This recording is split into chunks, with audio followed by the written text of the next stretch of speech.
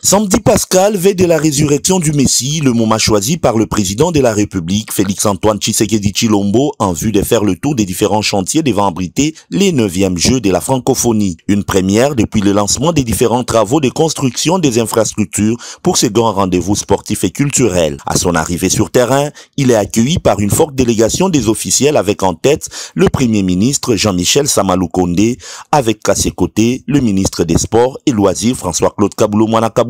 Pour commencer, les 01 de la République a visité le gymnase principal architecture qui pourra accueillir 8000 personnes pour les compétitions sportives et jusqu'à 9000 personnes pour la culture. Plusieurs épreuves sportives y seront pratiquées, notamment le tennis, le badminton, le volley, pour ne citer que celle-là. Par la suite, le locataire du Mont Ngaliema, guidé pour l'occasion par le patron des sports en RDC, s'est rendu au chantier du Stadium des Martyrs qui jadis était à ciel ouvert en pleine rénovation. Les premiers éléments de l'immense charpente en acier sont déjà mis en place. Cette étape cruciale devrait se terminer le mois prochain.